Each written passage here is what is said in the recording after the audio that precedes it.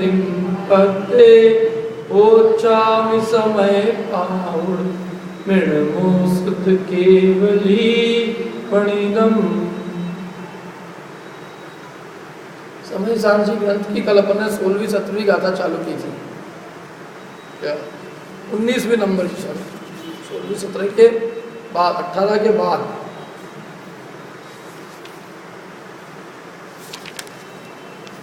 कल अपन ने बात की थी कि आत्मा का ज्ञान के साथ कौन सा संबंध है? तादात्म्य संबंध है। 3 प्रकार के संबंध बताए थे कांतिलाल जी, याद है? बताओ क्या नाम है? आज आप पीछे क्यों आ गए? इधर आ गया। नहीं आ जाओ, आ गया। कौन कौन से संबंध है?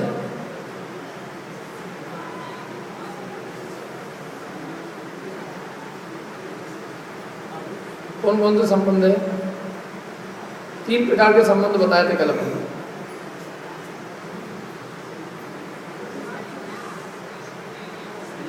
कहाँ है अंकित? अंकित कहाँ है? आज पढ़ना कर रहे क्या?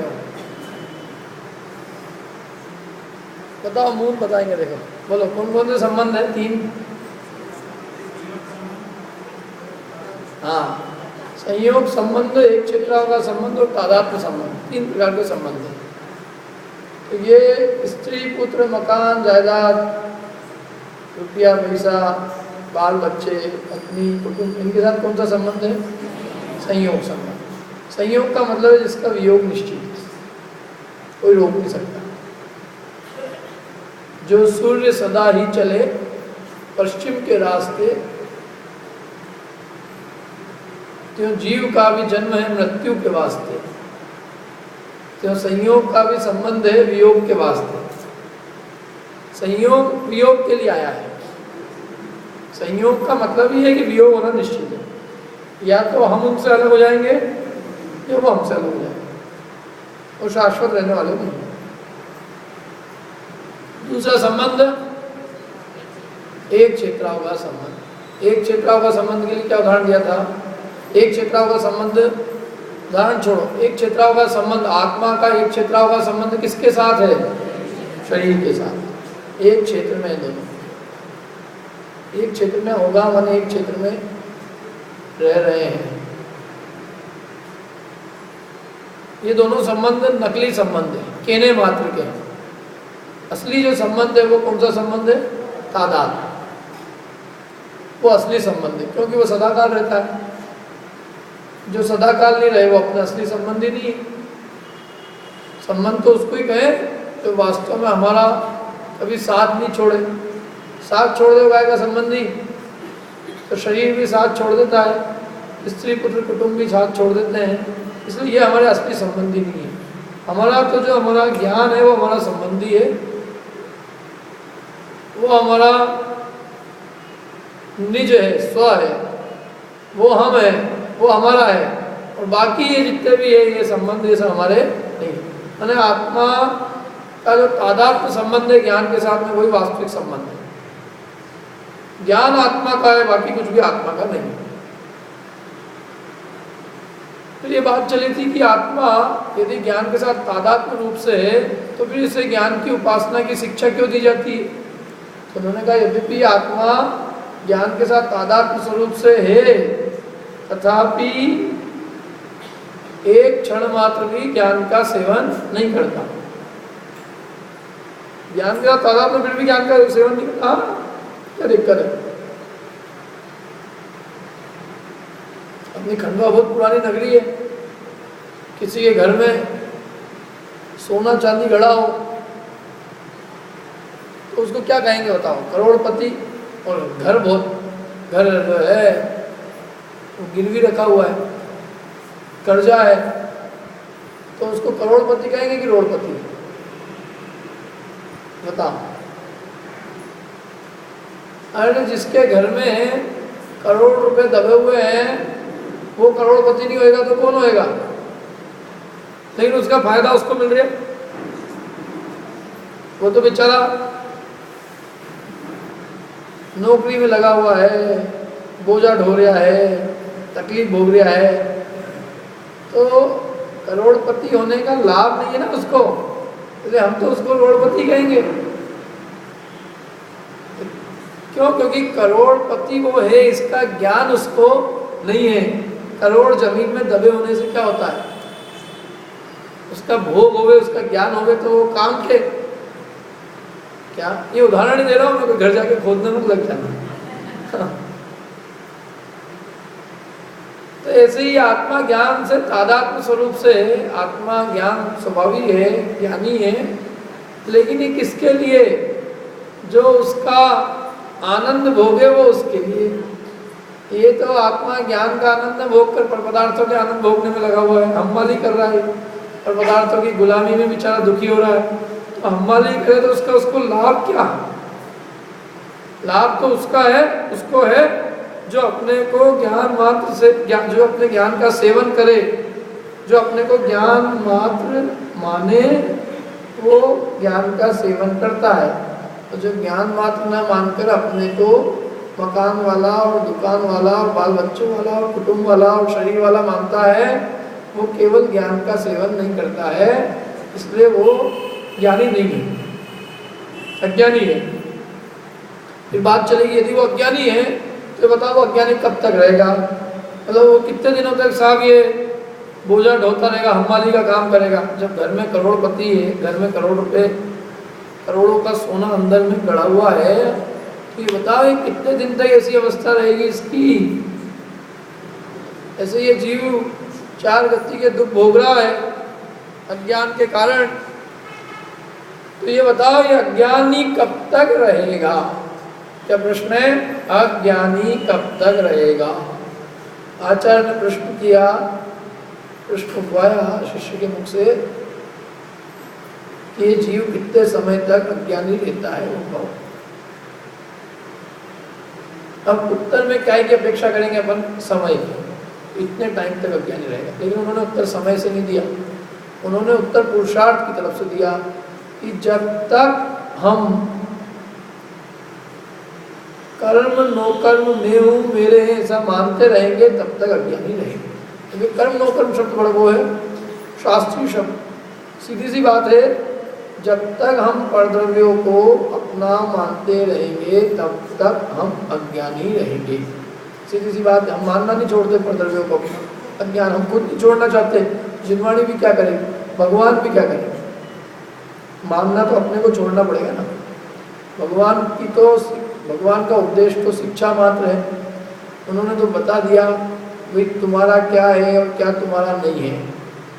तो फिर भी तुम परवस्तु को अपना मानना नहीं छोड़ो तो कोई भी आपको ज्ञानी कैसे बनाएगा? सबसे पहले तो ये परवस्तु को अपना मानना तो छोड़े, ये परवस्तु को अपना मानना ही नहीं छोड़ना चाहता है तो उससे राग कैसे मिटेगा? क्या इसने पर में अपनापन कर रखा है और सारी जिम्मेदारी उसकी ओर रखी है और दुखी हो रहा है सुबह से शाम। इसके दुख अपने के कारण नहीं, स्वभाव में दुख नहीं, दुख सब परद्रव्यों में अपनापन करने से, उनके निमित्त से। दुख परद्रव्यों की चिंता का है, अपनी चिंता नहीं। सुबह से शाम तक आप सोचो, विचार करो कि हमारी जितनी भी आकुलताएं हैं, चिंताएं, दुख है, वो सब आत्मा के लिए है। ये सब परद्रव्यों की चिंता है। बच्चे की पढ़ाई हो जाए, पास हो जाए, खाना हो जाए, टिफिन भरते हैं उसका, स्कूल चले जाए, आ जाए, किसके लिए? अपने लिए।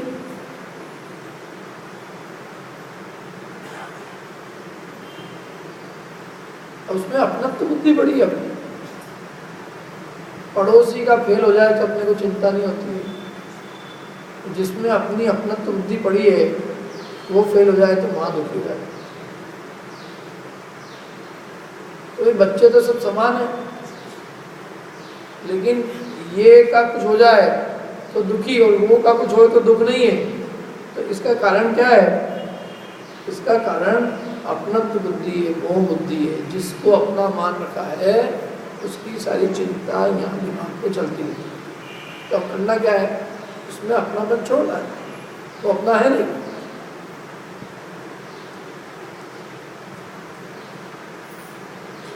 पर वस्तु अपनी नहीं है, ये परवस्तु में अपनापन नहीं छोड़ेंगे तो दुख दूर नहीं होने वाला, अज्ञान दूर नहीं होने वाला। राग होना अलग बात है। देखो, एक जिम्मेदारी अलग चीज है, कर्तव्य बोध, और एक ये मेरा है, मेरा बहुत अच्छा है। देखो लोक में मेरेपन की कितनी महिमा है।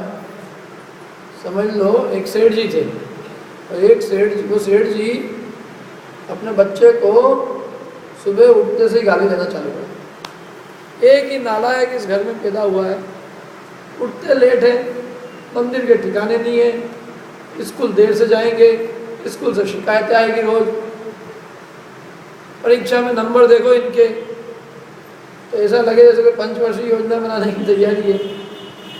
इतनी गालियाँ नहीं, हर चीज इनको नहीं लेके आओ और फिर भी नंबर 0। गालियाँ कितनी मिल रही है रोज सुबह से। कपड़े नहीं चाहिए, बस्ते नहीं चाहिए, हर चीज थोड़ा फाड़ी करके ले आए। और पड़ोसी का देखो, वो बेचारा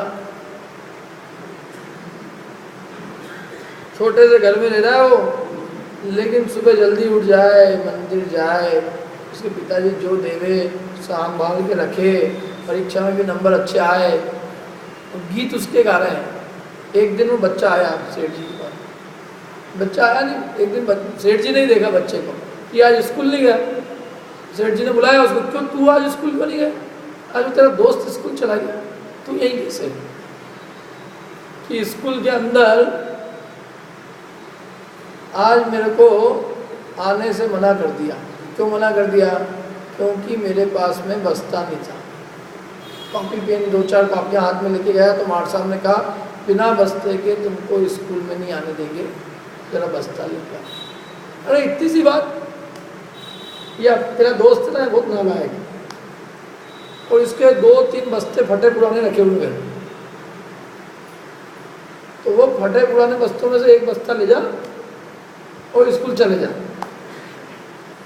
तो बच्चा आया और बच्चे ने एक बस्ता और फाड़ दिया। बेटा तू क्यों करता है ऐसा फाड़ा फाड़ी? जा ये बाजार से एक जाके और एक नया और ले। तो अपने वाले के लिए नया बस्ता और पड़ोसी के लिए पुराना। जो बस्ता उसने फेंक दिया है वो बस्ता उसको मिला है। अब सेठ जी तारीफ किसकी कर रहे हैं? पड़ोसी की। और माल किसको दे रहे हैं? अपने को। दुनिया में अच्छे की कीमत नहीं है, सच्चे और अच्छे की कीमत दुनिया ने छोड़ दी है। दुनिया में कीमत अपने की है। ये अपनी पार्टी का है ना, कोई दिक्कत नहीं है, माल इसको मिलेगा। सेठ जी जब वसीयत लिखेंगे तो पड़ोसी को कितना देंगे बताओ? पड़ोसी के बच्चे को 1 रुपया नहीं देने वाले। फटे टूटे बस्ते जो बच्चे ने छोड़ दिए उपयोग करने, वो उसको मिल रहे हैं। गीत रोज पड़ोसी के गा रहे हैं, और बस्ता कौन सा मिल रहा है? जो बच्चा अपना बच्चा उपयोग में नहीं ला रहा है वो बस्ता उसको मिल रहा है। तो महिमा जगत में किसकी बताओ? अच्छे की महिमा है कि अपने की महिमा है? अपने की महिमा है। यह हमारा है, इतने बात खत्म। जगत में हमें अच्छे बुरे के कोई मतलब ही नहीं है। लोग अपना है बस, सर्वस्व है। तो इसलिए वो आचार्य कहते हैं कि भाई अपना है कौन, ये तो विचारो कि अपना कौन है। इस संसार में ये जीव जिसके अंदर अपनत्व करता है वही से दुख पाता है। जाको ये अपना कहते है, वही बच्चा थोड़ी उम्र बड़ी होती तो अंगूठा दिखा देता है, वही पुत्र पिता की संपत्ति पे अधिकार कर लेता है, और ज़्यादा हो तो उस पर केस लगाया जाता है। तो जब तक उस बुजुर्ग आदमी को समझ में आती है कि मेरा नहीं है, तब तक तो उसकी यहाँ से रवानगी हो जाती है।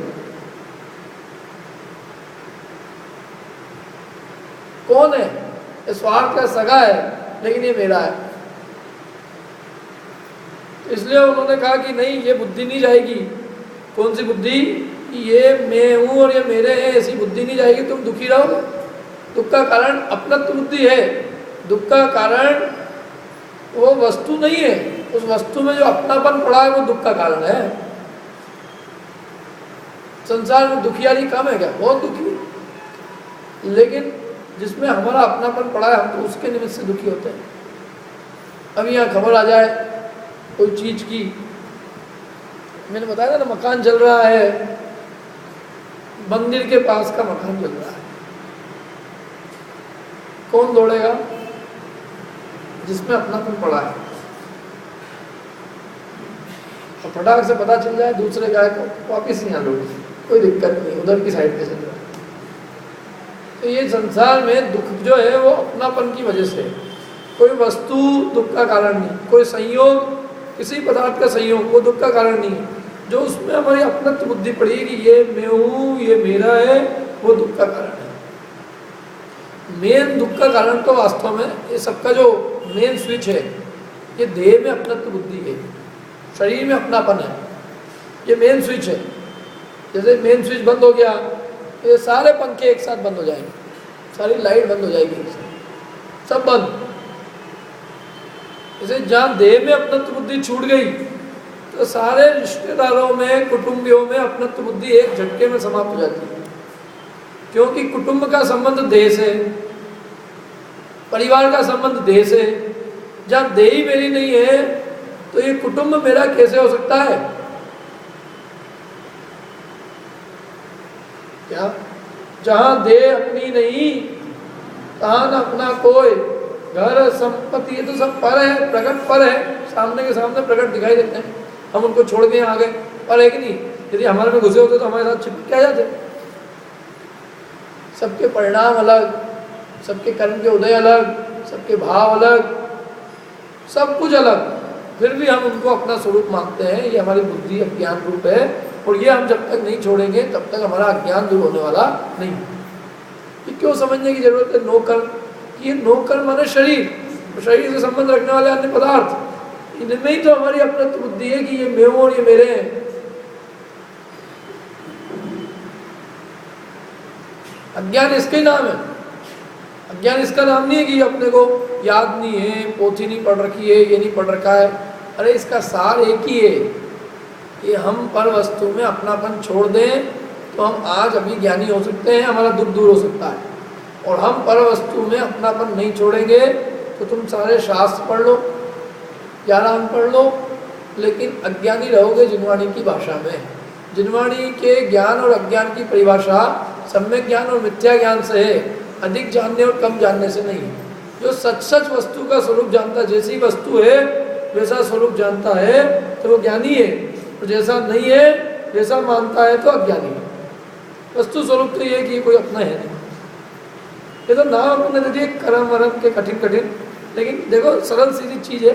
नो कर्म माने शरीर, और शरीर तो ठीक है वो अपना है ही नहीं।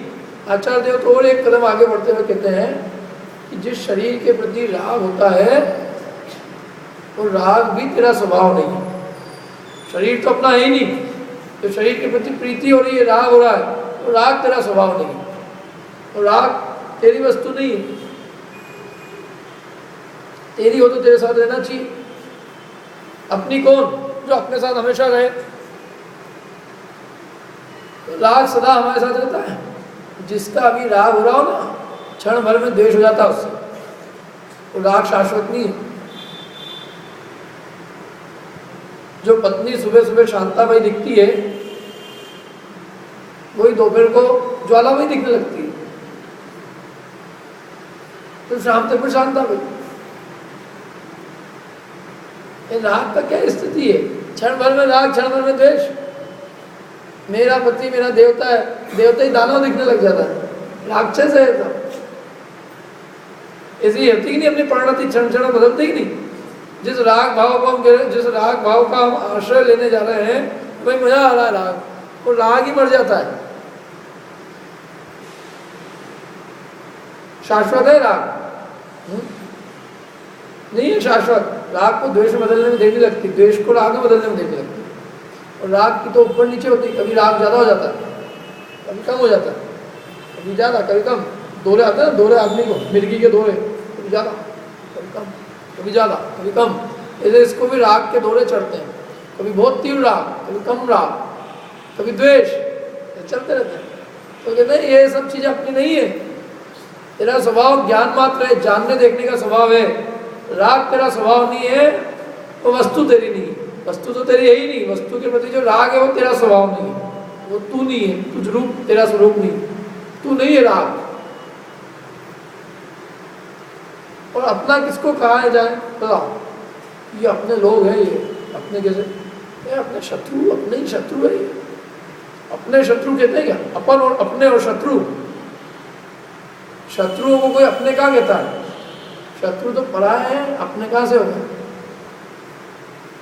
और अपने हैं तो शत्रु नहीं है, और शत्रु है तो अपने नहीं है। ऐसे यदि ये रागादि भाव मेरे शत्रु है, मेरे हैं कि शत्रु, मेरे हैं तो शत्रु नहीं है, और शत्रु है तो मेरे नहीं, इसलिए है इनको हम अपना नहीं कहते। जो हमारा घात करे उनको अपना कैसे कहें भैया? शत्रुओं को अपना कैसे कहें? जिन रागादि भाव के निमित्त से जीव दुखी होता है, अपनापन करके दुखी होता है, उन भावों को हम अपना कैसे कहें? वो भाव तो हमारा घात करते हैं कि साहब होते तो अपने में है। अपने में होने से कोई अपने थोड़ी नहीं हो जाता। पीपल लाख में होती है कि लाख पीपल में होती है? लाख पीपल के पेड़ में होती है। कहाँ होती है? पीपल में होती है लाख, लेकिन पीपल का घात करती है। जब लाख पीपल में हो जाती है तो पीपल जिंदा नहीं बच सकता। हुई है पीपल के पेड़ में, लेकिन पीपल का घात करती है, नष्ट कर देती है पीपल के पेड़ को। ऐसे ही हुए हैं आत्मा में, आत्मा से बाहर नहीं हुए, होते हैं आत्मा में, लेकिन आत्मा का घात करते हैं कि आत्मा को लाभ पहुंचाते हैं? आत्मा का घात करते हैं, दुखी करते हैं। तो जो परिणाम आत्मा को दुखी करें उनको हम आत्मा का कैसे कहें? इसलिए हमारे नहीं है। हमारा तो वो हो जो हमारे को लाभ पहुंचावे, हमारे को सुख शांति देवे। लेकिन ये रागादि भाव तो हमारा घात करते हैं, दुखी करते हैं, इसलिए हमारे नहीं है।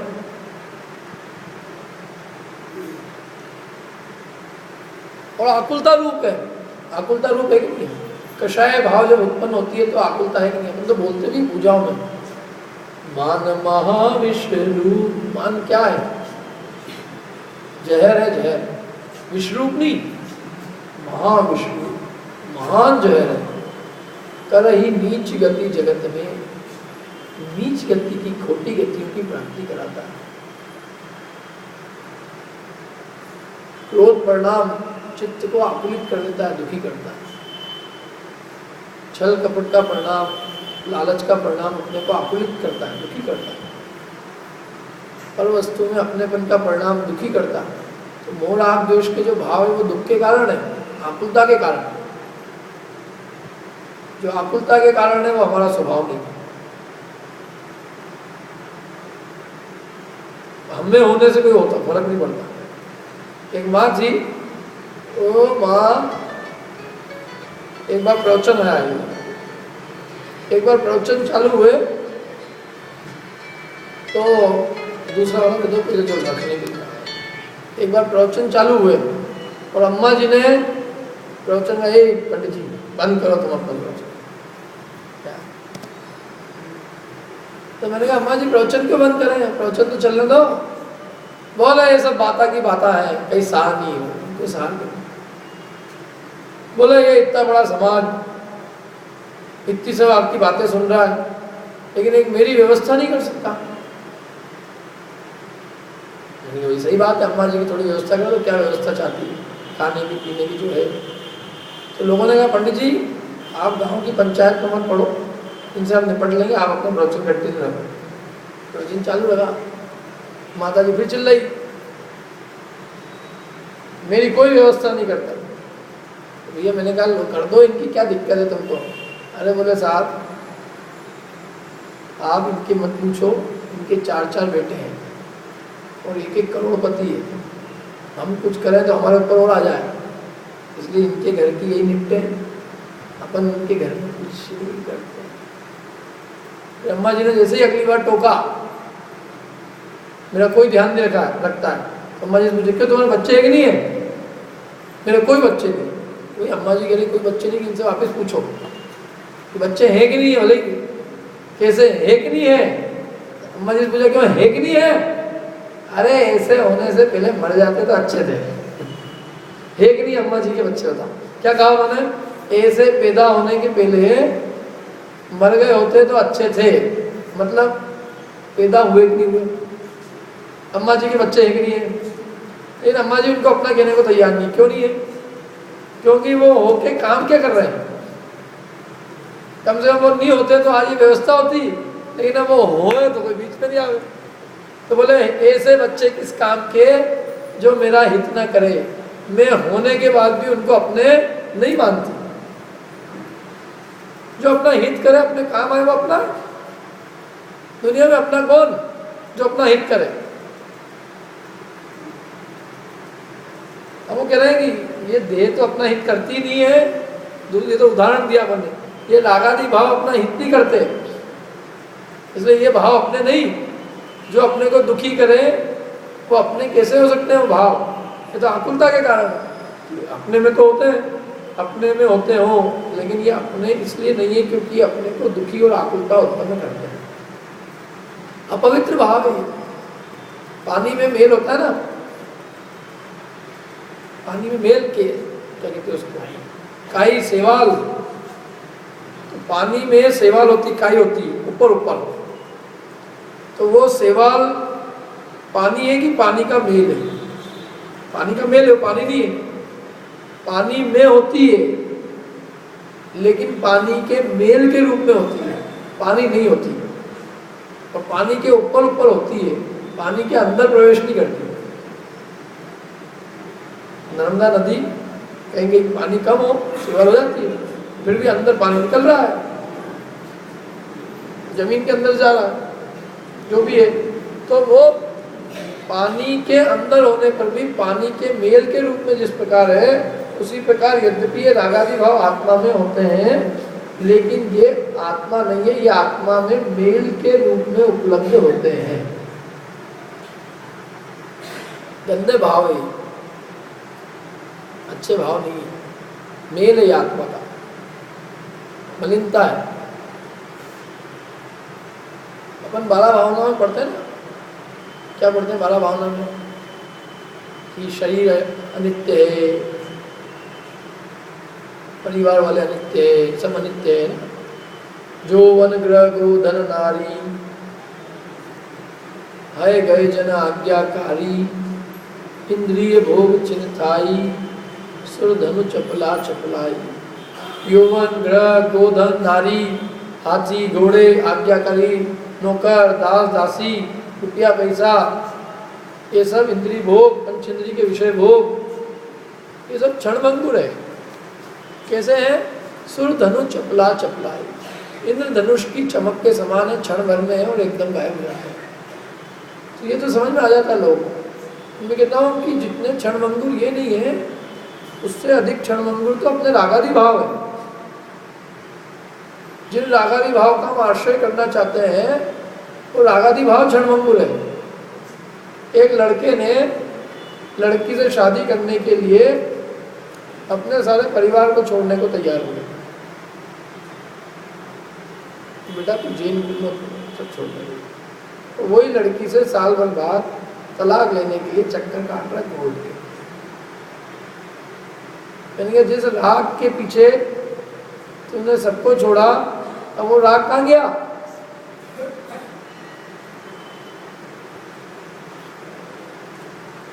क्षणभंगुर है वो। ये तो इतने दिन हुए और इसमें समझ में आ गई। तो ये शाश्वत चीज नहीं है वो वस्तु, जिसके पीछे तो वो तो दूर की बात है। लेकिन जिसका राग क्या, वो राग भी क्या है? अनित्य है। राग अनित्य है, अशरण है। ये बड़ा भावना अपन स्त्री पुत्र में लगा लेते हैं आराम से, शरीर पे लगा लेते हैं। इसको राग पे लगाओ जरा। राग भाव अनित्य है, शाश्वत रहने वाला नहीं है। राग जब नष्ट होने जाता है तब उसको कोई रोक नहीं सकता। जिस क्षण रागादि भाव नष्ट हुआ, नष्ट हो रहा है, उस राग को रोकने में कोई समर्थ नहीं है।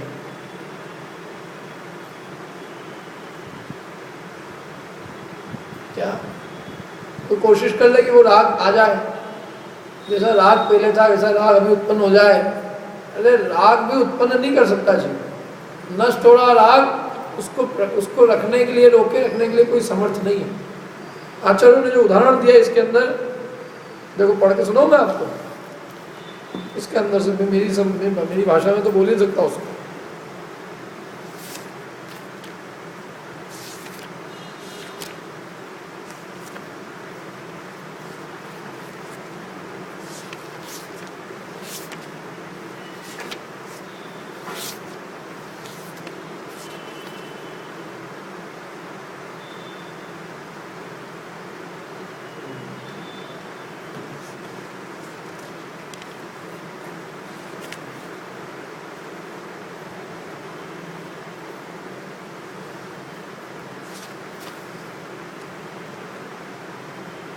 जैसे काम सेवन में वीर्य छूट जाता है, उसी क्षण दारुण काम का संस्कार नष्ट हो जाता है, किसी से नहीं रोका जा सकता।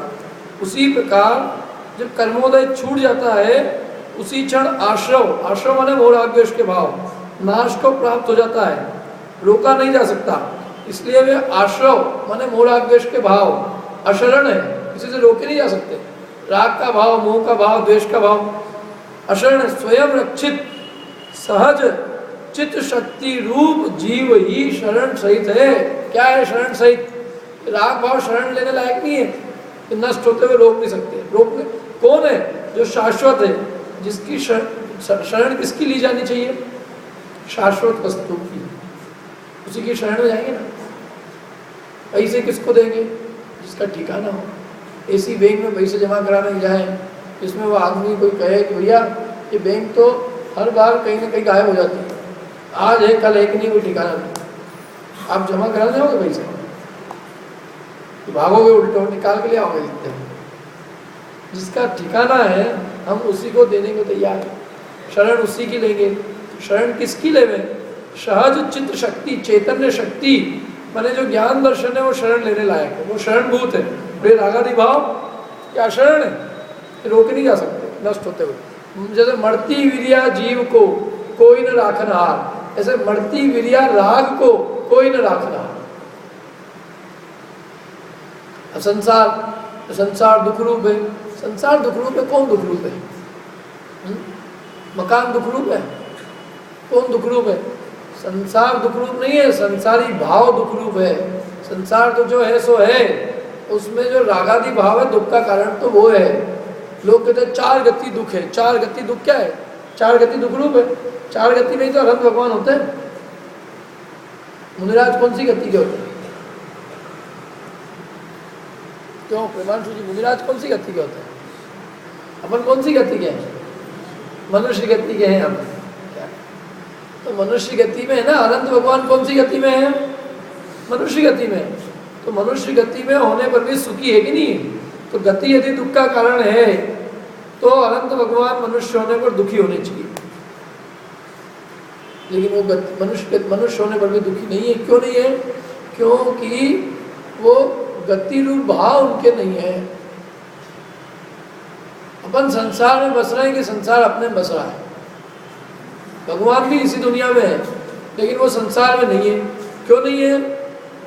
उनके लिए अपन संसार नहीं कहते, संसार ही नहीं कहते। क्यों? क्योंकि संसार दुनिया का नाम नहीं है। संसार तो मोह राग द्वेष भाव का नाम है। संसार में हम नहीं है, हम में संसार है। चार गति का नाम संसार नहीं है। मोह राग द्वेष भाव का नाम संसार है। संसार हमारे अंदर है, सब कुछ है हमारे भीतर है। बाहर क्या है? बाहर कोई वस्तु क्या करेगी? कुछ भी नहीं करती। जहाँ हमारा ज्ञान वहाँ हम। तो हमारे ज्ञान में यदि मोह राग द्वेष भाव है तो हमारे अंदर संसार बसा हुआ है। संसार तो हमारे भीतर है। हम अपने राग द्वेष से दुखी होते हैं, अपने कषाय से दुखी होते हैं। दुख का कारण हमारे भीतर है, कहीं और है। मोह राग द्वेष भाव कहीं और होते हैं। वस्तु मोह राग द्वेष उत्पन्न कराती है, हम स्वयं करते हैं। ये मोह राग द्वेष के भाव ही वास्तविक संसार है और कुछ नहीं है। चार गति कोई नुकसान नहीं पहुंचाती। इन चार गतियों में जीव घूमते हुए स्वयं मोह राग द्वेष भाव करता है तो दुखी होता है। भगवान के मोह राग द्वेष मिट गए तो मनुष्य होने पर भी वो संसारी नहीं कहे जाते, और हम में मोह राग द्वेष है तो हम संसारी कहे जाते। और यह पवित्र भाव है। कौन से भाव? मोह राग द्वेष भाव। यही अशुचि है, ये अनित्य है, ये अशरण है, ये अपवित्र, यही संसार है, दुख रूप यही है, और ये अपवित्र भाव है। शरीर अपवित्र है, उसमें क्या है? अरे शरीर इतना खतरनाक नहीं है, शरीर इतना अपवित्र नहीं है जितने कि ये शरीर के प्रति राग भाव खतरनाक है। क्योंकि शरीर रहते हुए भी जीव सुखी हो सकता है।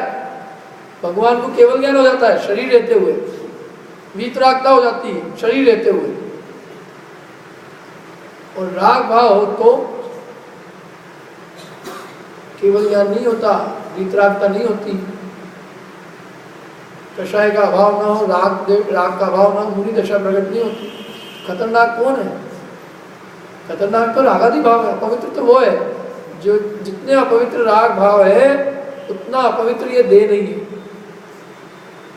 देह क्या, राग अपवित्र है, देह अपवित्र नहीं है। कल तो क्या कह रहे थे, आज क्या कह रहे थे?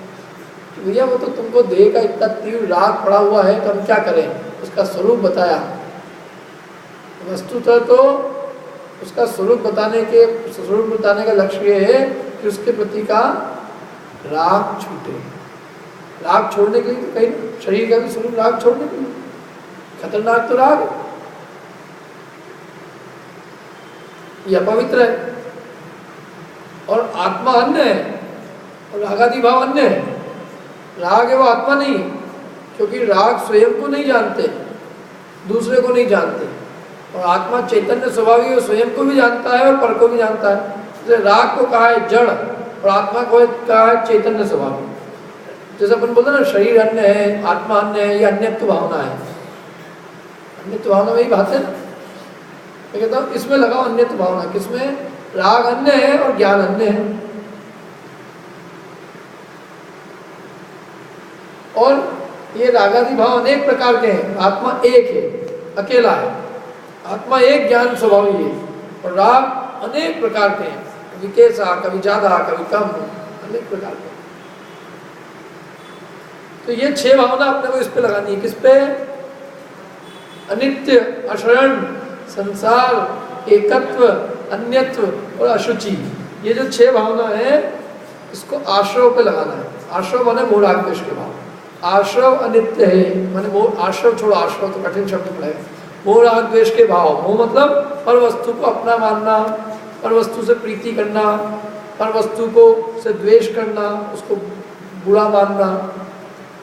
तो ये जो मोह राग द्वेष के भाव है ये अनित्य है, ये अशरण है, यही दुख रूप भाव है, ये आत्मा से अन्य है, यह पवित्र भाव है, वर्तमान में आकुलता के कारण है, और भविष्य और वर्तमान में आकुलता के कारण होने के साथ में कर्म बंध के कारण है। और कर्मों का जब उदय आता है तो जीव भविष्य में भी दुखी होता है, इसलिए भविष्य के लिए भी ये दुख के कारण है। जीव क्या है? जीव को दुख के कारण नहीं मालूम कि मैं दुख कैसे हो रहा हूँ। ये दुखी होता है अपने लोभ से, और दुख का कारण मानता है कि पैसा नहीं आ रहा है इसलिए दुखी हो रहा है। पैसा नहीं आ रहा है इसलिए दुखी है कि पैसे का लोभ है, तो पैसा चाहता है, उस चाहने की भावना से दुखी है। दुखी तो लोभ से होता है, और पर वस्तु की प्राप्ति नहीं होती उसको दुख का कारण मानता है। जैसे जिसके प्रति क्रोध होता है दुख का कारण उसको मानता है, उसका नाश करना चाहता है, ये मेरे दुख का कारण है इसलिए इसका नाश करो। लेकिन दुखी तो कैसे? क्रोध से। दुख का कारण क्रोध है, क्रोध को दुख का कारण नहीं मानता। जिसके प्रति क्रोध होता है उसको दुख का कारण मानता है। ऐसे दुखी तो अपने मिथ्या श्रद्धान से होता है, विपरीत श्रद्धान से, लेकिन अपने मिथ्या श्रद्धान को दुख का कारण नहीं मानता है। जो वस्तु इसके श्रद्धान के अनुसार परिणमती नहीं है उसको दुख का कारण मानता है। ये आदमी ऐसा क्यों नहीं हुआ? अरे तेरे को अंदर इसको ऐसा करने की भावना क्यों हो रही है? भगवान दुखी नहीं होते सबको देखकर, क्यों? क्योंकि उनके अंदर पदार्थों को परिणमन कराने की भावना मिट गई, उनमें नहीं है भावना। वो पदार्थों को अपनी इच्छानुसार परिणमन नहीं कराना चाहते, अपनी इच्छानुसार परिणमित होना देखना नहीं चाहते। जैसा परिणमन हो रहा है उसका सहज जानते देखते हैं, होते हुए को जानते हैं। और हम क्या करते हैं? हम अपनी इच्छानुसार होता हुआ देखना चाहते हैं। अपनी इच्छानुसार होता हुआ देखने की जरूरत नहीं, होते हुए को अपनी इच्छानुसार कर लो। जो हो रहा है उसको देखो। पदार्थों का परिणमन को अपनी इच्छानुसार करने की बुद्धि करना ही व्यर्थ है, क्योंकि पदार्थ अपनी इच्छानुसार परिणमते नहीं है। हम तो बहुत कुछ चाहते जगत में, लेकिन परिणमता है, पदार्थ हमारी इच्छा अनुसार परिणमता है, परिणमता है। पर पदार्थों में हेरफार करने की बुद्धि करना, परिणमन करने की बुद्धि करना, यही दुख का कारण है। हम दुखी इससे जब पर पदार्थ हमारी इच्छा अनुसार नहीं परिणमता है, हमें समझते ये पर पदार्थ हमारे दुख का कारण है। ये दुख का कारण नहीं है, इसको हम अपनी इच्छा अनुसार परिणमन कराना चाहते हैं, ये दुख का कारण है। जो सहज है ज्ञाता दृष्टा, वो दुख का कारण है। जो होता है उसको जो जानता है उसको कोई दुख नहीं होता। जैसी परिस्थिति हो, जैसा जैसा जैसा भी प्रसंग बने, उस प्रसंग का सहज ज्ञाता है, उसको कोई दुख नहीं है। और जो प्रसंग को अपने इच्छानुकूल देखना चाहता है तो वो कभी सुखी नहीं हो सकता। क्यों? क्योंकि संसार में पदार्थ तो अनंत है। कौन कौन से पदार्थ अपनी इच्छानुसार परिणमेंगे बता? और वो हमारी इच्छानुसार परिणमेंगे कि अपनी इच्छानुसार परिणमेंगे? क्यों?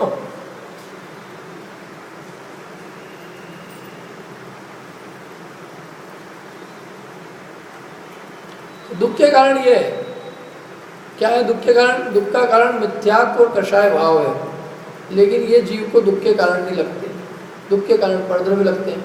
दूसरा, इनका जो आगामी काल में जो दुख, इनके निमित्त से जो आगामी काल में दुख होगा वो इसको भाषित नहीं होता कि इसके फल से मेरे को आगामी काल में नरक निगोद मिलेगा, इसे भाषित नहीं होता। और ये इनको अपने किए हुए मानता है तो उसको बुरे कैसे लगे? अपने है ना राग भाव, बात खत्म। इसलिए सिद्ध किया कि भैया ये अपने नहीं है, ये विभाव भाव है, ये अपना स्वभाव नहीं है। यदि अपने होते तो सदा काल अपने साथ रहते, लेकिन ये अपन देखते हैं कि जब वीतराग दशा प्रकट होती है तो इनका नाश हो जाता है। तो इसका मतलब है कि अपना मूल स्वभाव नहीं है। ये सब किसके लिए बात कही? ये भाव कर्म के लिए। ये भाव कर्म मैं नहीं हूँ, मेरे नहीं है। शरीर आदि मैं नहीं हूँ, मेरे नहीं है। और ये जिन कर्मों के उदय से हुए हैं वो कर्म मेरा स्वभाव नहीं है। यदि वो मेरा स्वभाव होते तो सदा काल मेरे साथ रहते, उनसे मुक्ति कभी होती नहीं। मुक्त होती है उससे। जो चीज़ अपनी है वो अलग क्यों है? अपना ज्ञान दर्शन स्वभाव है, कभी अलग नहीं होता। वो कर्म अपने नहीं है इसलिए अलग हो जाते हैं। वो कर्म तो हमने बांधे ना, अपने मोह राग द्वेष भाव से क्यों हमारे बिना करे ही अपने साथ हो गए। अरे हमने भाव किए तो बंधे हैं, हमारे विपरीत भावों से वो बंधे हैं। उसका कारण हम स्वयं है। कर्म बेचारे क्या करेंगे? कर्म साहब, कर्म ही सब कुछ क्या करता है? कर्म बांधे किसने? जीव ने, मोह राग द्वेष ने बांधे ना। तो अपराध तो स्वयं का है। भूल मेरी अधिकारी, भूल तो मेरी है। ये सब कर्म पे लोग स्तुति पढ़ते हैं। कर्म कर्म कर्म कौन बांधने वाला कौन है? स्वयं है। तू स्वयं मोह राग द्वेष भाव नहीं करता तो ये कर्म क्यों बंधते? असली मूल कारण तो तू स्वयं है और तू उनके ऊपर आरोप दे दे के तू बचना चाहता है। ये तो नीति नहीं है, न्याय नहीं है क्या? तो कर्म तो दिखते किसको? मैं तो कहता हूँ कर्म का फल दिखता है, उस फल के अंदर अपनापन छोड़ दे। कर्म तो जो शास्त्र पढ़े वो समझते कि कर्म होते हैं 4 प्रकार की घातियाँ, 4 प्रकार की अघातियाँ। लेकिन ये मोह राग द्वेष भाव को अपने अनुभव में आते हैं। शरीर आदि तो दिखता है। अब ये जो दिखती हुई वस्तु जिनमें हमारा अपनापन है, इनको ही आचार्य देव कह रहे हैं कि जब तक ये अपनापन रहेगा कि ये वस्तु मैं हूँ, ये मेरी है, मैंने मोह राग द्वेष भाव मैं हूँ, मोह राग द्वेष भाव मेरे हैं, शरीर मैं हूँ, शरीर मेरा है, ये जब तक बुद्धि है तब तक अज्ञान रहेगा। क्यों अज्ञान रहेगा? क्योंकि अपनी है नहीं और हमने अपना माना है, इसी का नाम अज्ञान। अपने होते फिर हम अपने मानते तो उसको अज्ञान तो ही नहीं कहते, उसको क्या कहते हैं? ज्ञान कहते हैं। वो अपनी है नहीं और हम उसको अपना मानते हैं, इसलिए वो अज्ञान कहला रहा है।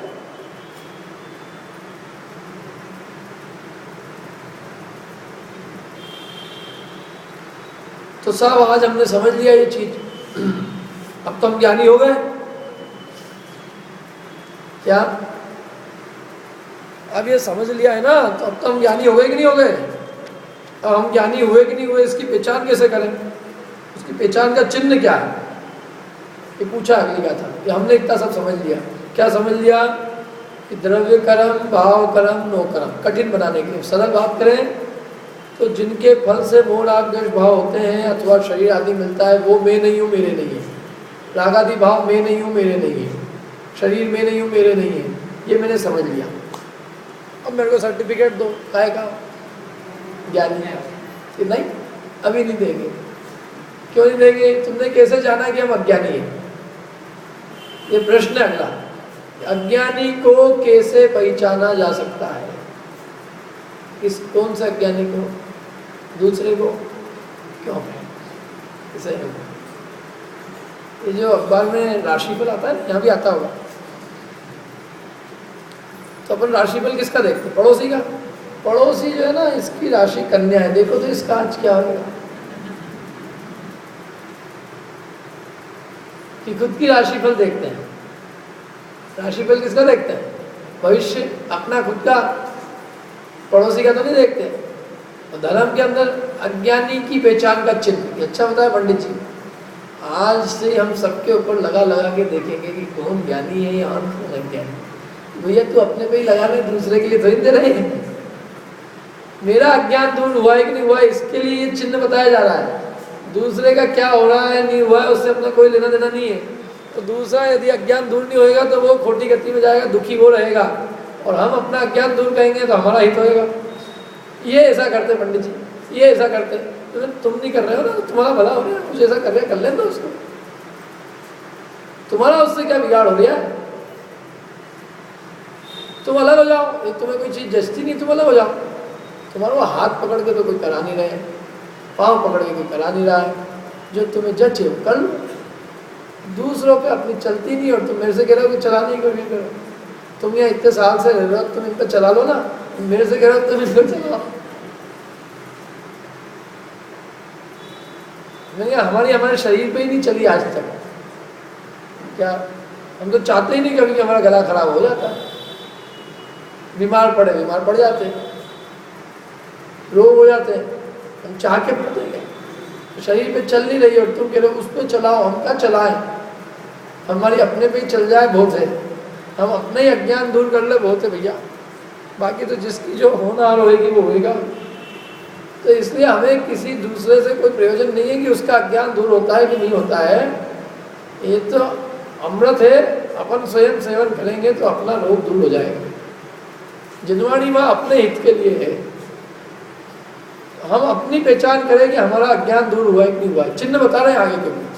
अप्रतिबुद्ध को, अज्ञानी को कैसे पहचाना जा सकता है, इसका उसने शिष्य ने कैसे पहचाना जा सकता है, उसका चिन्ह क्या है, ये प्रश्न शिष्य ने किया है। क्या प्रश्न है? अप्रतिबुद्ध को कैसे, अप्रतिबुद्ध माने अज्ञानी, अज्ञानी को कैसे पहचाना जा सकता है। अज्ञानी मतलब कौन? हम स्वयं। तो मैं स्वयं अज्ञानी हूँ, या हो सकता है मेरा अज्ञान दूर हो गया, ये मैं पहचान कैसे करूँ? मैं अपनी पहचान कैसे करूँ कि मैं ज्ञानी हूँ कि अज्ञानी? तो उसका चिन्ह बता रहे हैं, तुम पहचान कर लो। हम चिन्ह बताते हैं, इस चिन्ह से अपन पहचान कर सकते हैं कि अपन ज्ञानी हुए कि अभी भी अज्ञानी हुए। क्या है देखो चिन्ह, सुनो।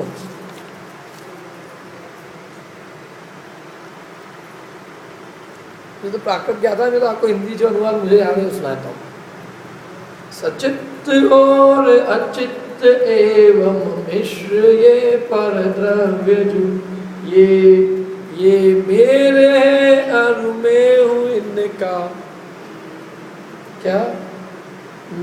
मैं इसमें से सुनाता हूँ आपको। मैं ये अवरु ये मैं हूँ इनका, अवरु ये है मेरे, मेरा यह था पूर्व में, मैं इसी का गत काल में, मैं होऊंगा मेरा अवरु, मैं इसका हूँगा भावी में। ऐसी असंभव कल्पनाएं मूढ़ जन नित ही करे, भूतार्थ ज्ञानन हार ज्ञानी हे विकल्प नहीं। क्या तीन तरह के परद्रव्य लिए हुए। कौन कौन से? सचित, अचित और मिश्र। क्या? कौन कौन से? सचित, अचित और मिश्र। सचित परद्रव्य, सचित परद्रव्य कौन है? सचित माने जिनमें जान है, चेतना सहित को कहते हैं सचित। चित्त माने चेतनता, जान।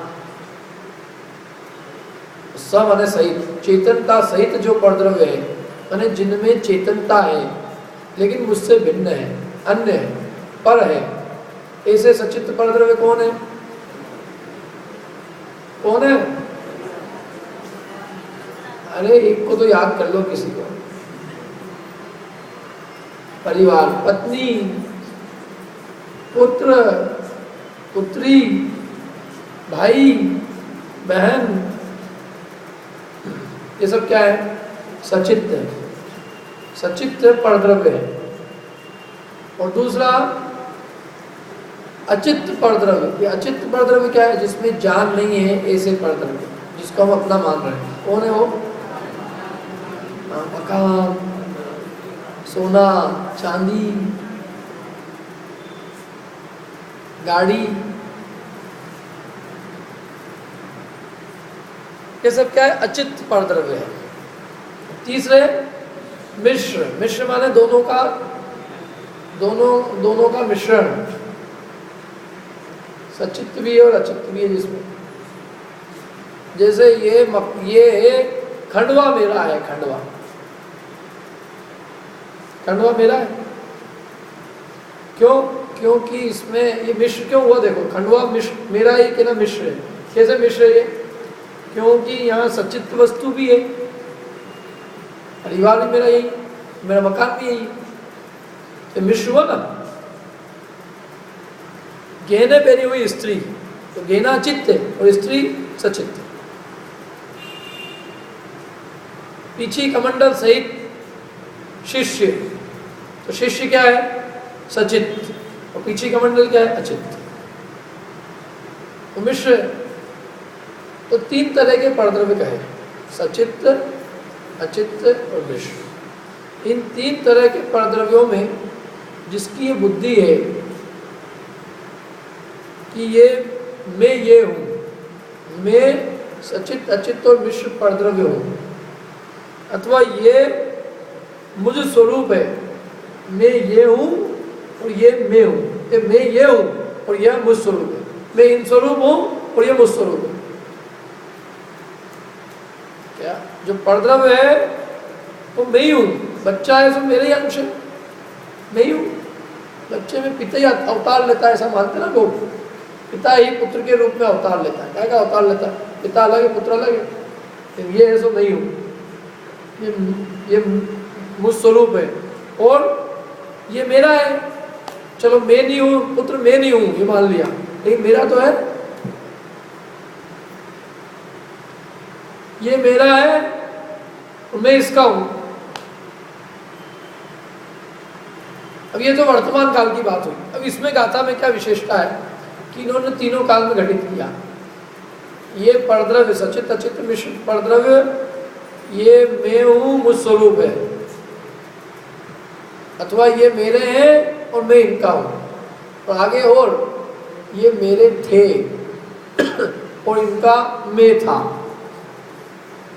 ये मेरे होएंगे और मैं इनका होऊंगा। ये सब असंभव कल्पना है, ऐसी असंभव कल्पना है।